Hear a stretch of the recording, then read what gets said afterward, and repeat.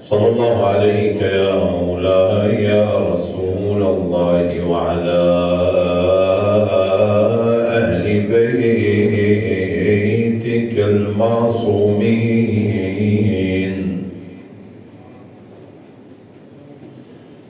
صلى الله عليك يا مولاي وعلى وضعتك الطاهرة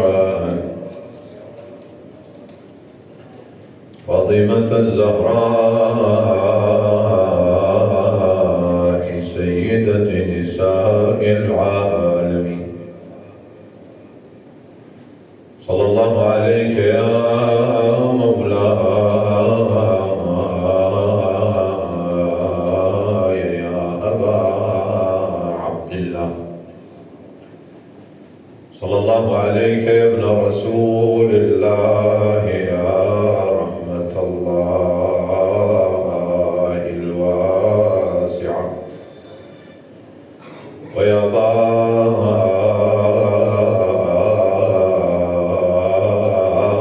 نجاة الأمة.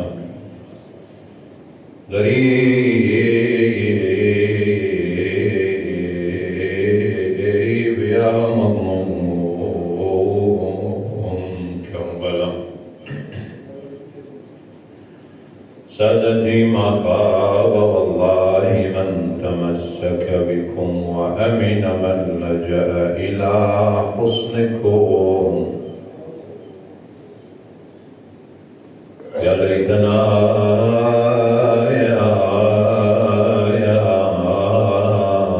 كنا معكم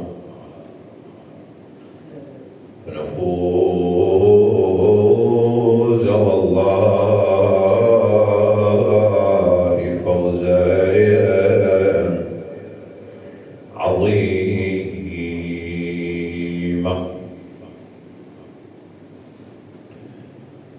قل للمغيب تحت أجداث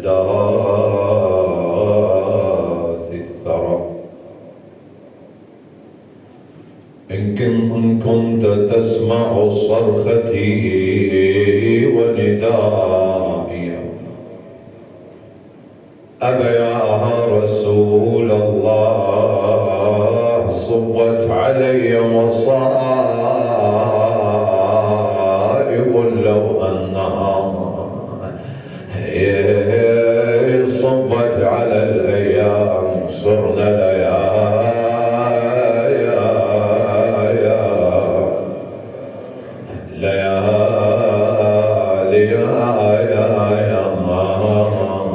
ماذا على من شم تربة أحمد ألا يشم مدى الزمان غوالي.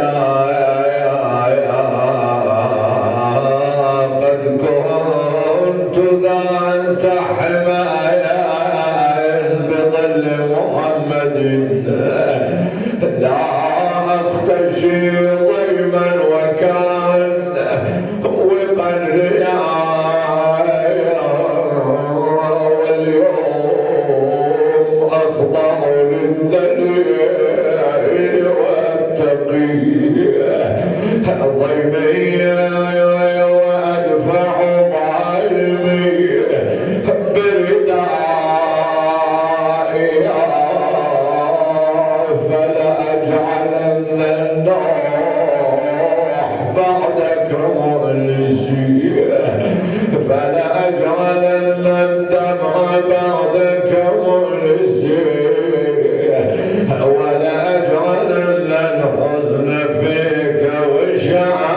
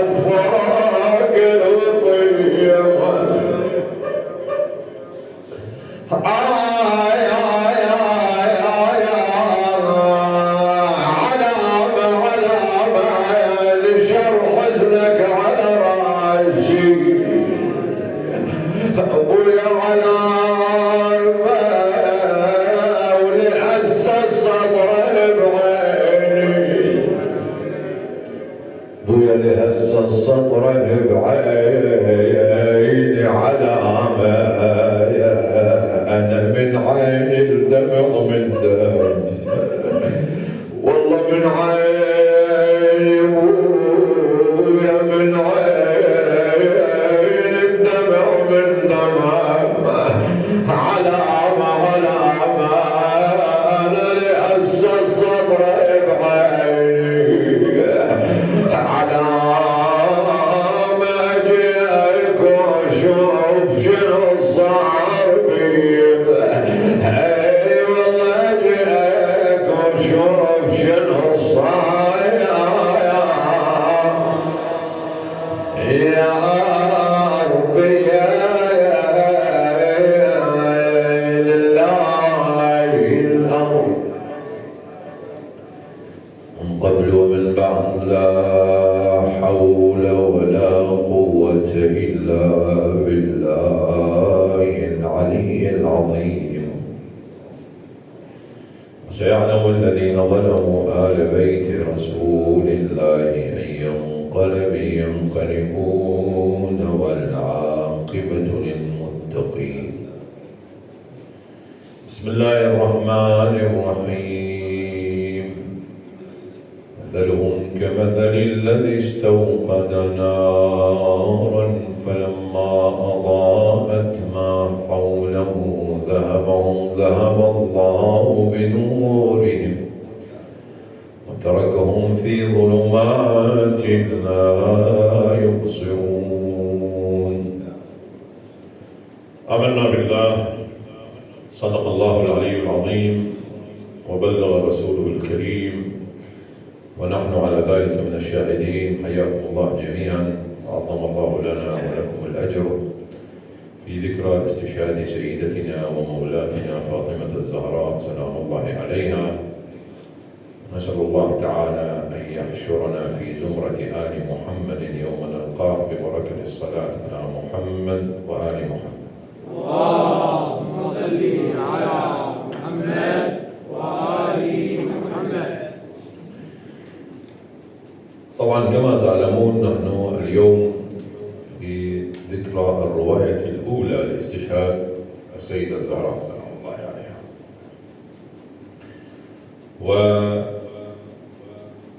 وهناك 3 روايات وهذا معروف عند الجميع في استشهاد السيدة الزهراء. السيدة فاطمة واجهت، وهي أول من واجه من أهل البيت أخطر انحراف حصل على مستوى الدين.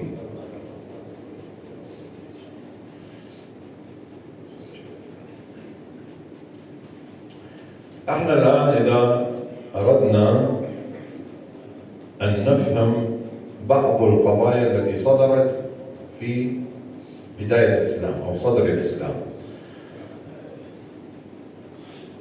أول شيء عندما نطالع القرآن نجد مجموعة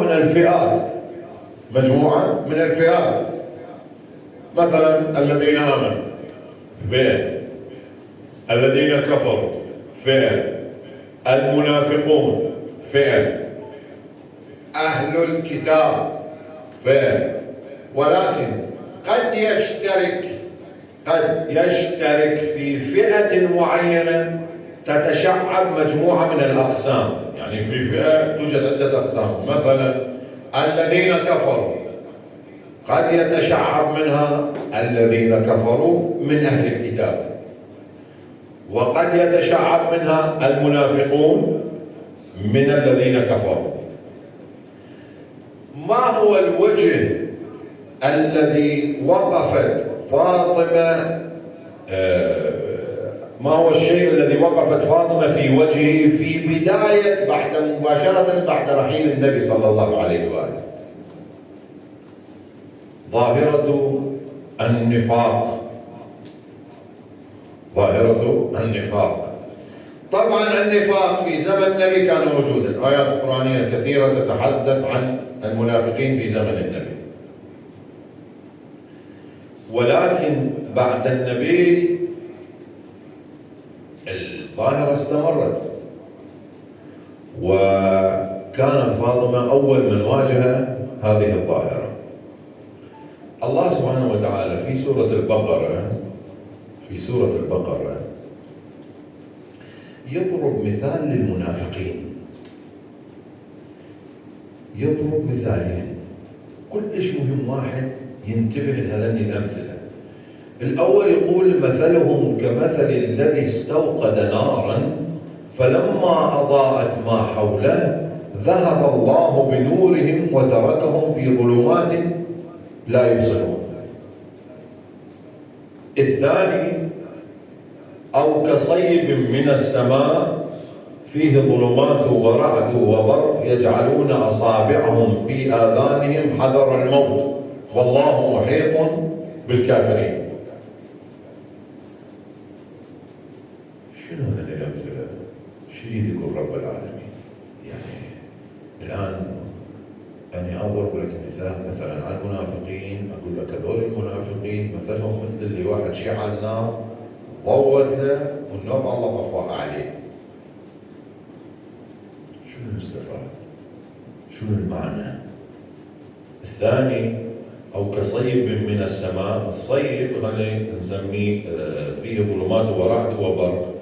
الغيوم إذا اجت محملة بالأمطار تضربها ظلمات ورعد وبرق، نسميها عاصفة رعدية. خلينا نسميها. من يجي البرق حيضوي في المكانات المظلمة، راح يضوي. هذول كلما أظلم عليهم كلما أضاءت لهم مشوا، وإذا ظلمت وقفوا. وين الملازمة بالمثل؟ وين الملازمة ويا المنافقين؟ الآن لو التفتنا إلى جهة مهمة جدا حنعرف أسلوب المنافقين في التعامل مع الأحداث. هذا من المثالين. هناك أسلوبين لهم أو أسلوبان. الأول أنه يعقد المؤامرة ويعقد المكر ويدبر التدابير للذين آمنوا وللمؤمنين في سبيل إيقاع بهم بدون استخدام الدين. انتبهوا لي أيها الأخوة، ما يستخدم الدين، لا. هذا يهوى مثلهم كمثل الذي استوقد نارا. من اللي استوقد نار؟ هو جابها من استعان أحد، هو اللي شعلها. هذا الله يتكفل بأن يضربهم. هنا تجي هاي كلما أوقدوا نارا للحرب أطفأها الله. هذا اللي ما يستخدم الدين في النفاق، لأنه أساس الدين شيء، أساس النفاق منين جاي؟ هو يا الأخوة يظهر خلاف ما يبطن. يظهر لك الإيمان وهو باطن شنو؟ كافر. زين، ما استخدم الدين، تآمر على المؤمنين، تآمر على أهل الدين، ولكن بدون استخدام الدين. استخدم آليات أخرى، وسائل أخرى. منين؟ من عنده. هذا الله يريده. كل ما يسوي مؤامرة الله شنو؟ يبطلها. هذا أسلوب. هذا من المتكفل به؟ رب العالمين. ليش الله متكفل به؟ انتبهوا، لأنه ما جاي يستخدم الدين. وهنا نحتاج إلى غيبيات حتى واحد شنو يكشف، لأنه ما جاي يستخدم الدين. واحد جاي يتآمر عليك مثلا، هو منافق ويتآمر عليك في رزقك، مو بالدين، مو يضرب دينك، وإنما شنو يريد يضرب رزقك، فيضعفك في سبيل أنت تسقط وقد تكفر. لأنه الإنسان مرات إذا افتقر وما عنده صبر شو يصير به؟ يكفر في بعض الحالات. عليكم السلام. وهذا اللي يسوونه بعض جماعات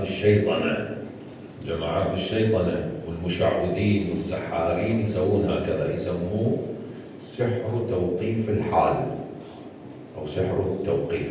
يخلي واحد السحر يربط الإنسان، يخليه حياته كلها شقاء في شقاء، لا رزق عدل، لا وضع عدل، لا أبدا، موقف حاله كله.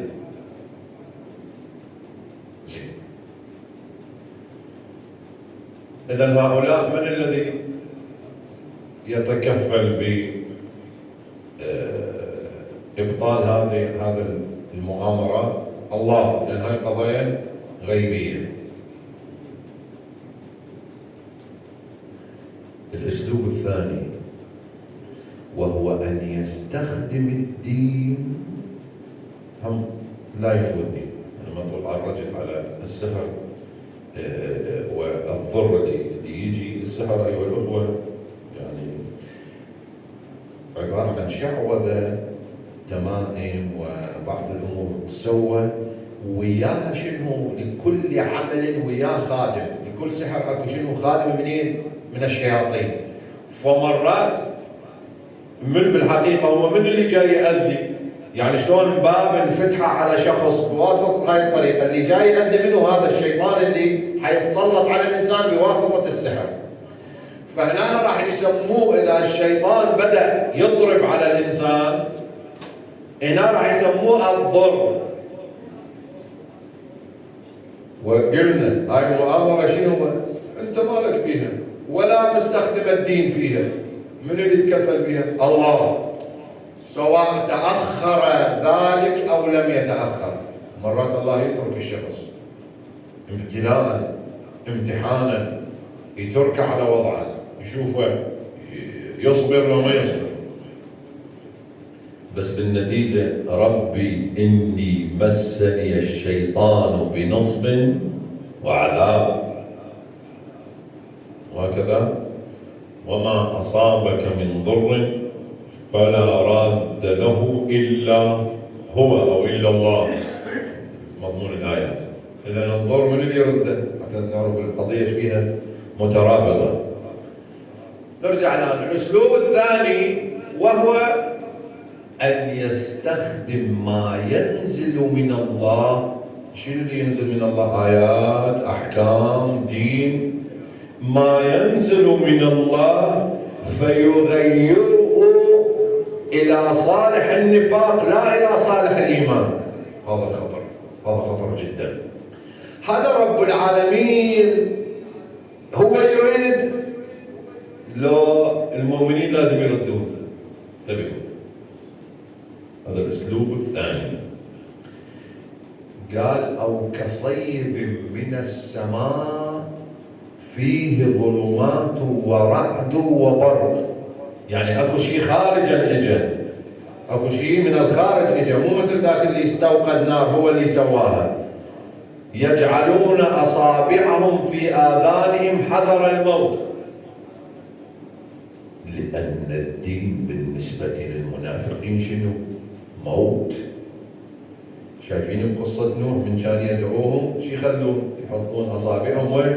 ذاناتهم حتى ما يسمعون للحق. مو حذر الموت والله محيط بالكافرين. هنا رب العالمين قال انا محيط بهم، بس قال عنهم كلما اوقدوا نارا حرقت فالله، او قال عنهم صم بكم عمي فهم لا يبصرون او لا يرجعون. العقوبه ذيك نزلت، هنا ما نزلت. هنا أوكل الأمر إلى المؤمنين. ليش يوكل الأمر للمؤمنين؟ لأنه المؤمنين عندهم دين، وهذول جاي يحاربوهم بنفس الدين، لازم تدافع أنت بعد غير عندك دين ولازم تدافع عنه، وهكذا. ولولا دفع الله الناس بعضهم ببعض لهدمت، وهكذا الآية، مساجد وبيع صلوات وبيع ومساجد يذكر فيها اسم الله. إذا الأسلوب الثاني هو الخطر. هذا يستخدم الدين لضرب الدين، هذا هو يستخدم الدين لضرب الدين. من اللي لازم يوقف أمامه؟ المؤمن، حتى يظهر صورة الإيمان الحقيقي، صورة الدين الحقيقي. لازم هو اللي يوقف في وجهه. هاي أسلوبين للمنافقين، أسلوبين. فإذا تلبس المنافق بلباس القديسين وتلبس بلباس المؤمنين خدع من ليس له ثبات في إيمانه ووعي في عقله. الآن الواقع ايش فيه؟ يثبت هذا الكلام. واقعنا الآن يثبت هذا الكلام. أكو علاقة بين المنافقين وبين الذين كفروا من أهل الكتاب. أهل الكتاب يا هم اليهود والنصارى، أكو علاقة واضحة بينهم. الله يقول في ذلك مضمون الآية: ألم تر إلى الذين نافقوا يقولون لإخوانهم الذين كفروا من أهل الكتاب. إذن أكو علاقة واضحة بين المنافقين وبين اليهود والنصارى الذين كفروا أي عملوا على عبادة دين محمد صلى الله على محمد وآله. اللهم صل على محمد وآل محمد. اليوم احنا شنو عندنا؟ عندنا ناس كل واحد لحيته نازله على صدره، مطول لحيته ومقصر ثوبه. ومن كان العراق بلد محتل من قبل الامريكان، لا زال محتلا بس احتلال خوف. من كان العراق في قمه ازمته هدوهم علينا بتنظيم قاعده وداعش وجهاد ونصره واسقام وجوههم. 5000 مفخخه بالعراق طبت، ما ادري ايش قد 1000 حزام ناسف، ما ادري ايش قد فتاوى الجهاد تصيح وتستريح. من صارت قضيه غزه ولا واحد. واخبارها انتم هاي الجيوش تدرون ايش قد الجيوش على العراق؟ 200 دوله، 200 دوله، يعني اقصد مو الدول، شخصيات اجت من 200 دوله، من الصين وما ادري منين ومن الدول العربيه. ما شاء الله، شيشان والصين وافغانستان وباكستان وما ادري منين وتونس زين. شو من صارت مال غزه؟ هذول ما هم، لانهم لهم علاقه ويا اليهود ويا الصهاينه. هم جنودهم، هم جنودهم. شنو المخطط كان؟ هسه انا اقدر اقعد اسولف لكم الزهره توفت ايش وقت والزهره ايش وقت انولدت. انا اقدر اعرف الرجال صار لي فوق 20 سنه خطيب، حافظهم منه. بس انت واقعك شو يقول؟ واقعك اذا ما افتهمت اهل البيت ايش يردون؟ شو تسوي بيها توفت بلقن وما ولدت بلقن؟ شو يفيدك؟ انما الان الرجال التي خرجت من حزب الله وغيرهم انما هم تربات المنابر الواعيه، انما هم تربات خط الحسين. اذا اثمر خط الحسين لو ما اثمر؟ اثمر برجال الله هذول الحقيقيين. اثمر عندما يقف لا يتزحزح من مكانه، انما شعلته التي في صدره الحسين. هذا يوم اللي صارت بسوريا. هسه اجي على سوريا شنو صار بها.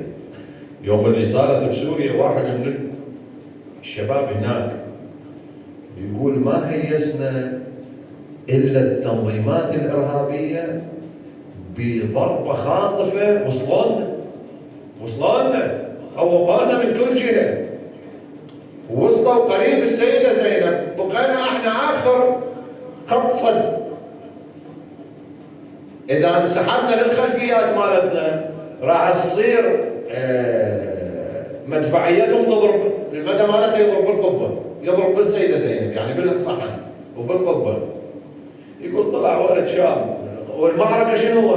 خسرانه يعني كلش من كل المحاور تقدموا وعدد وكذا. هاي يسموها زمام المبادره. صارت المبادره بيدهم، غافلوهم. يقول طلع اولياء شاب من اهل البصره،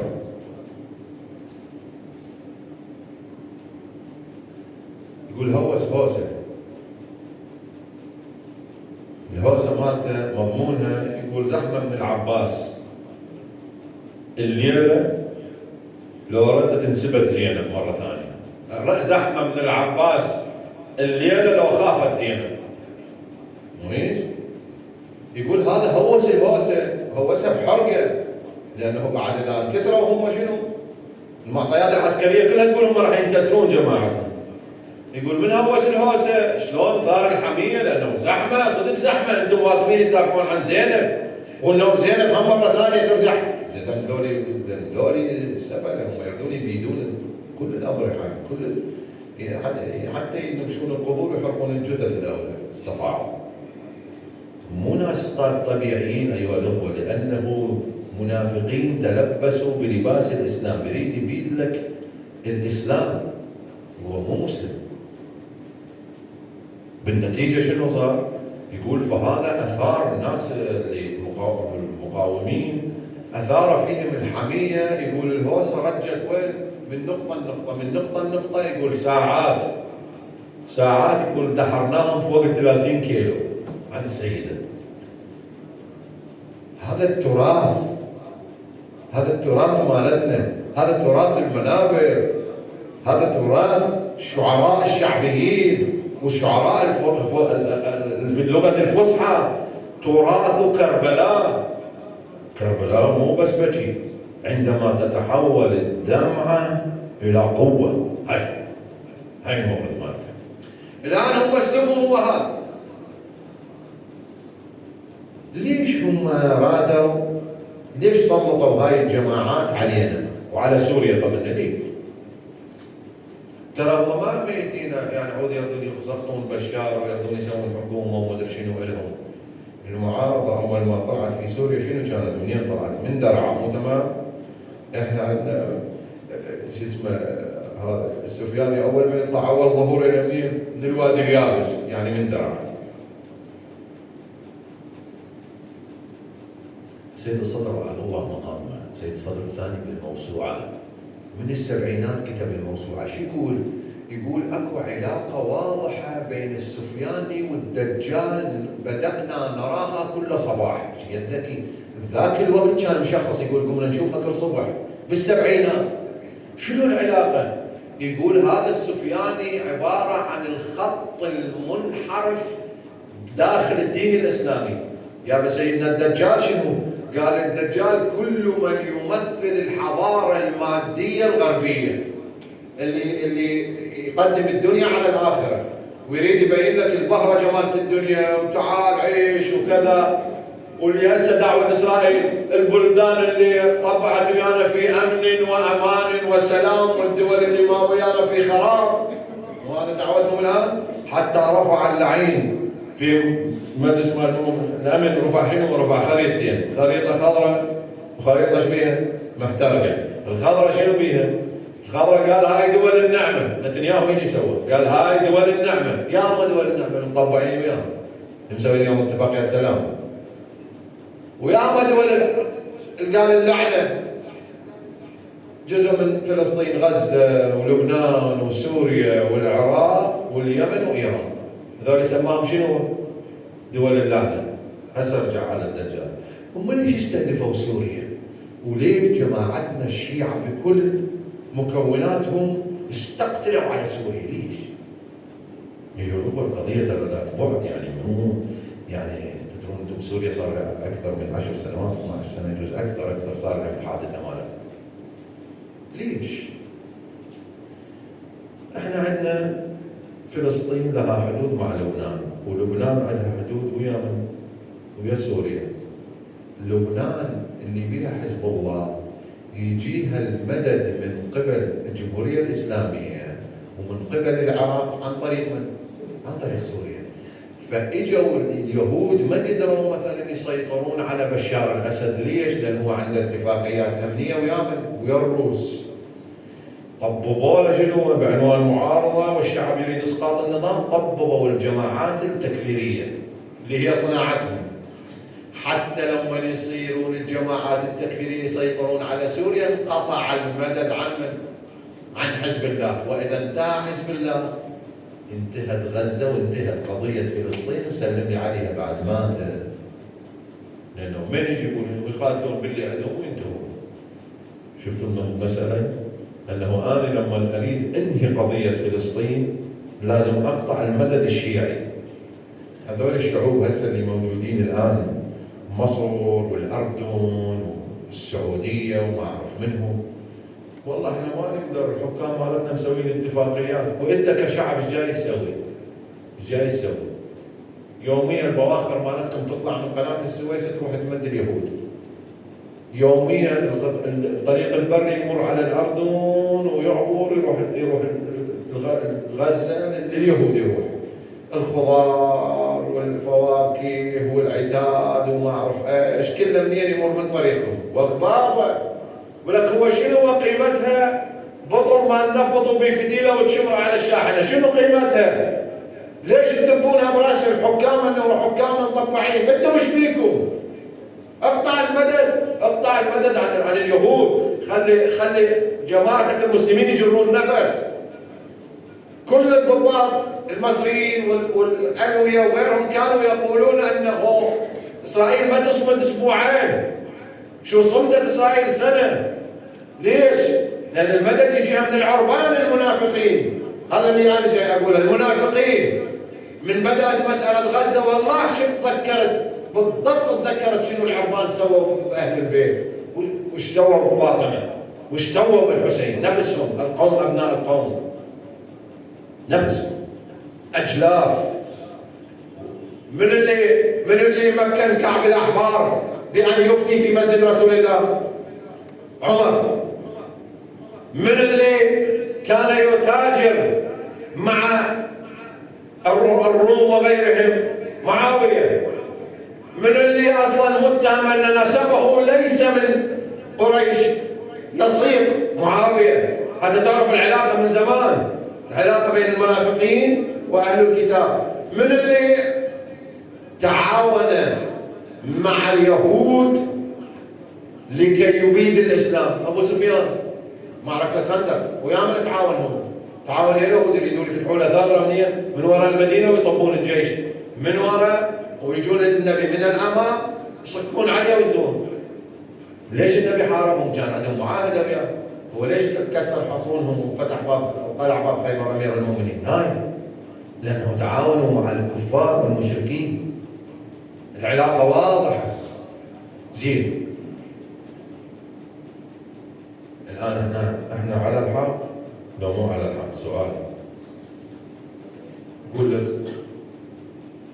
القضية دينية. إذا اجيت لها بالقرآن يقول ولن ترضى عنك اليهود ولا النصارى حتى تتبع ملتهم. يعني أنا مأمور أنه أخليهم يرضون علي، لو مأمور أخليهم ما يرضون عني. أنا مأمور ما يرضون عني، لازم دائما أنا شنو واقف لهم شنو؟ كمل. ما أريدهم يرضون عني، لأن مجرد يرضون عني يعني ديني ايش فيه؟ في خلل. ثبت. واحد. اثنين. ومن يتولهم منكم فإنه منهم. يا أيها الذين آمنوا لا تتخذوا اليهود والنصارى أولياء، بعضهم أولياء بعض، ترى هم بيناتهم بعضهم أولياء بعض. ومن يتولهم منكم فإنه منهم. القضية خطرة أيها الأخوة، واحد راح يفقد دينه، مو الحكي لعب يعني. زين، الأحاديث واحدة من مقاييس تصحيح الروايات. شنو عندنا الأحاديث؟ أنه إذا انطبقت في الواقع دل على صحتها، لأنه النبي حاكيها قبل 1400 سنة منطبقة. مثلا النبي قال لا تزال عصابة من أمتي ظاهرين على الحق لا يضرهم من خذلهم حتى يأتي أمر الله. قالوا له من ذول يا رسول الله؟ قال هم القدس ومن في أكناف بيت المقدس ومن في أكناف بيت المقدس، يعني اللي الجوار. من اللي الجوار؟ هذول المقاريد اللي جاي يقاومون وشعبهم انبات. زين، وحزب الله منهم اللي بجواره ظاهرين على الحق. كل الدول وقفت ضد غزة وبعدهم تلقاهم صامدين ولا يمه. صدق رسول الله، ظاهرين لا يضرهم من خذلهم، باقين صامدين. زين، هذا طبق الحديث. اسمع هاي، النبي قاعد هو واصحابه قال صلى الله عليه واله: ليضربنكم على الدين قوم في آخره، ليضربنكم على الدين قوم في آخره كما ضربتموهم عليه في أوله، حتى يرجعوكم للدين. بآخر الزمان راح هم اللي يضربوكم. أنتم ببداية الدين، بداية الإسلام، أنتم ضربتوهم حتى يطبون بالدين. بنهاية الزمان هم راح يصيرون حملة لواء الإسلام ويضربوكم حتى يرجعوكم للدين. قالوا له ذولي من يا رسول الله؟ ضرب على كتف سلمان قال قوم هذا، يعني هم الإيرانيين، مو حكي كيفنا احنا. قال في رواية للصادق سلام الله عليه، قال حتى إذا جاء وعده لاهما بعثنا عليكم عبادا لنا أولي بأس شديد فجاسوا خلال الديار وكان وعدا مفعولا. قال لهم الإمام، قالوا له يا رسول الله من هؤلاء؟ قال أهل قم أهل قم أهل قم 3 مرات. مطلع لي واحد لابس له عمامة سوداء، محمد الحسيني بدري شو اسمه، وحسن نصر الله دير بالك راح تنقتل، وهاشم دير بالك وراح تنقتل. وهسه انه وصل لمن؟ وصل قائد الجيش القدسي، يقول له انت اللي بعت حسن نصر الله، لقاءاني انت اللي بعت حسن نصر الله، انت اللي بعت سليماني، انت اللي بعت. وهاي الواد مو مصدق، يقول لك روح بابا للتاريخ، روح بابا لهذا التاريخ. قال له لا انت انطوك الجنسيه السعوديه في لقاء، يقول لهم انا اتشرف وولي نعمتي وانا طوع الامير، يا امير السعوديه، ولا هو الضيم منين اجانا؟ يشككون منافقين، يشكك بالقياده، يذب السم مالته حتى يشككك. هو عنده معلومات مسبقه، ينطي جزء الحقيقه وينطي النوبوي شنو كذبه. حتى حسن نصر الله دير بالك انت راح تنكتب. استشهد سيد حسن، الناس قالت اي والله هذا قال، بس شنو الجزء الثاني الكذب؟ باعوه. انا ما ادري هاي الناس عقول ياخذه على قولة الوالد الله يرحمه. واخ بابا انت باعوا سليماني وباعوا مهدي المهندس وباعوا نصر الله وباعوا ابراهيم عقيل وباعوا فؤاد شكر وباعوا علي كركي وباعوا كل القيادات باعوها. المقابل شنو هو؟ الطين المقابل شنو هو؟ باعوهم. شنو المقابل؟ البنوك المصارف الرصيد الايرانيه لحد الان محجوزه. زين، لحد الان ايران محاصره اقتصاديه، لحد الان ايران كل الضيم عليها، نمنع عليهم استخدام تفعيل. شنو اللي حصلوه؟ انا من ابيع شيء غير بثمن. يا اخي حدث العاقل بما يعقل بما لا يعقل فان صدق فلا عقل له. بابا للاعلام الغربي نفس الاعلام الذي حول عليا انه لا يصلي، نفس الاعلام، قنوات كلها تابعه لهم. اخواني لا تنخدعوا. الى ان وصل الامر يريدون يشتتونا، وصل الامر يريدون راس السيد الان. انت تعرف شنو هو؟ تعرف شنو يروح راس المرجعيه؟ اتفقت ويا السيد، ما اتفقت وياه، انت وياه، انت مو وياه، غصبا عليك وعلى الخلفك. هم يدرون ان هذا يمثل راس الدين، راس المذهب. قبلت ما قبلت؟ راس التشيع. انا ما قلد السيد السيستاني، انا ما قلد، لكنه افتح صدري هيك ما خلي واحد يضربه. ليش؟ لان العدو يدري بهذا يمثل التشيع الان في الواجهه. هو انا اقول لهم انا مختلف وياه، حكي هذا والله ما خلي واحد يوصله. احنا استشهد حسن نصر الله، حسينا بها كسرة للتشيع لم تمر على وجه التاريخ. منه بيروح القائد يمثل راس المذهب كله. اخواني المؤامره خطره، مو حسبالكم هم ينسون مثلا فلان وفلان وقف ضدهم. يوم من عندنا السيد السيستاني الله يحفظه قال له السيد مقتدى، قال له تحت بالك الامريكان حينسون وقفته ضدهم، حينسونك من وقف ضد الاحتلال. نفس القضيه، نفس من منطق السيد نفسه ناخذه. حسبالكم الامريكان واليهود راح ينسون فتوى الجهاد الكفائي ضد وفشال المخطط؟ لا والله ما ينسون. فشل المخطط ايش قديش كبره. فاحنا اذا ما ننتبه شنو استفاد انا اذا ما انتبهت؟ ليش ما انتبه؟ ليش ما اتوعى؟ الآن الحركة هي حركة الدجال، يظهر لك خلاف ما يبطل. احنا نريد لكم الأمان والسلام وما أعرف ايش، بس هو شنو؟ النبي صلى الله عليه وآله قال الدجال يأتي ومعه نهر من ماء بارد ونهر من نار،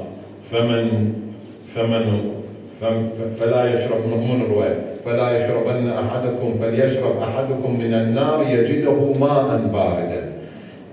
وقال الدجال يجي ومعه جنة ونار، فمن عارضه ألقاه في النار ومن وافقه ألقاه في الجنة. ألا إن ناره عند الله جنة. انتبهوا، نار الدجال عند الله شنو هي؟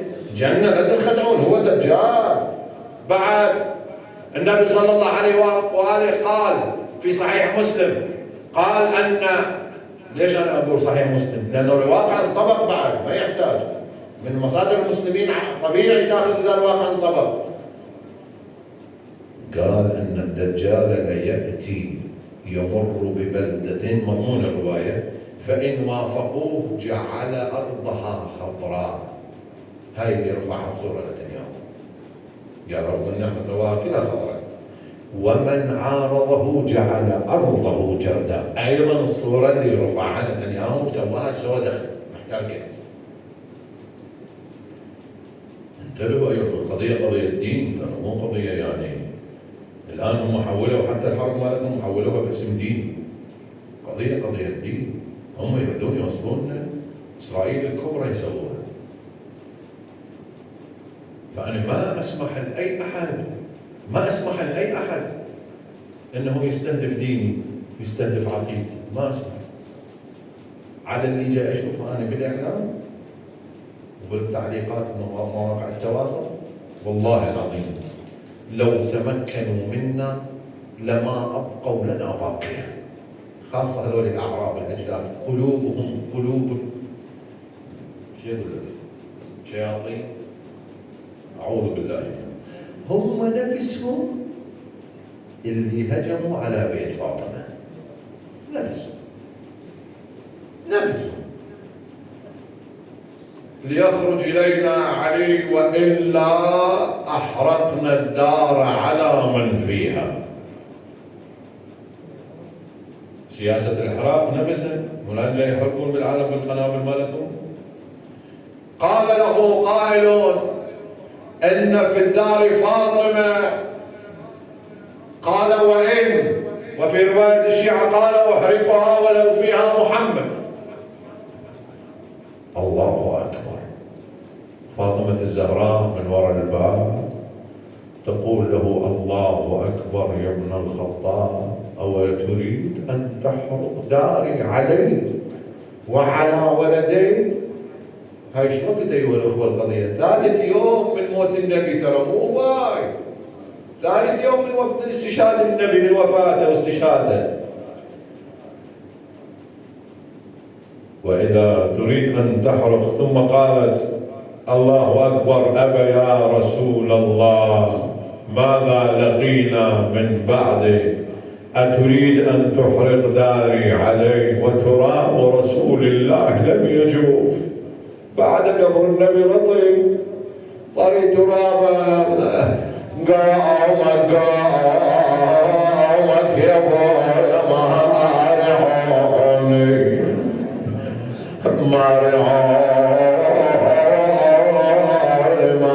مارعوني وللدار حين الليل فوني ورا البايع يا ابويا حصروني. بعد هذه الحادثة مرضت فاطمة سلام الله عليها، وبدأت تشتكي من علتها، أسقطوا جنينها، أصبحت مرأة مريضة متعبة مع أنها في ريعان شبابها سلام الله عليها. يوم من الأيام أرسلت إلى الإمام علي سلام الله عليه توصيه، قالت له أبا الحسن هل عهدتني كذابا؟ قال لها حاشا، أنت أبر وأطهر. قالت له يعني ترى أنا ميتة ولا أحطب أبوي، فإذا متت يا أمير المؤمنين أريدك تغسلني وتكفلني وتحنطني ثم تصلي علي وتشيعني، ولا أريد أحدا من الذين ظلموني يمشي في جنازتي. الله أكبر. ثم قالت له بوصايا أخرى تقول له يا علي أنا طاهرة ولو غسلتني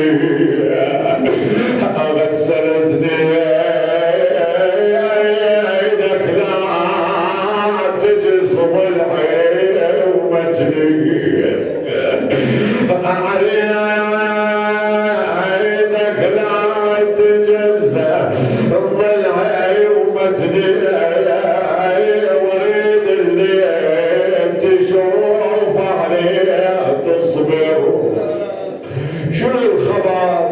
أسماء تقول علي يغسل فاطمة، انحدر جلس ترك الغسل وجلس في زاوية من الغرفة وبدأ يبكي. قلت له سيدي تأمرنا بالصبر ولا تصبرون؟ قال الصبر جميل على فاطمة قبيح ليس بجميل. سيدي ماذا رأيت؟ قال مرت يدي على صدرها فأحسست ظلا من الله مكسور، ثم أنه نادى ولدي حسين زينب هلموا وودعوا أمكم فاطمة. اجوا أطفال 6 سنوات 7 سنوات كسرة قلب يا عمي، اجوا أمهم فاطمة الزهراء. وقف الحسن عند رأسها، الحسين عند رجليها. كلميني أمه فلم تكلم، أمه كلميني فلم تكلم. فالحسين قال لها أمه أقسمت عليك بجدي رسول الله إلا ما كلمتني. يقول علي في الرواية والذي والعيش الذي عاشه رسول الله رأيت وسمعت فاطمة حنت وأنت وأخرجت باعها وضمت الحسنان ومناديا ينادي يا علي نحي الحسنان. فوالله لقد أبكيا ملائكة السماء يوم تقول الناس الولد للكبر الراية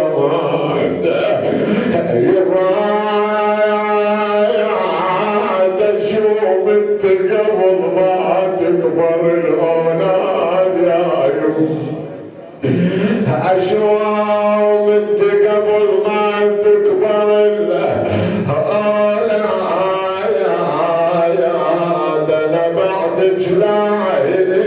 تبشر بالعذاب. اي والله اظل انشد عليها الجرايا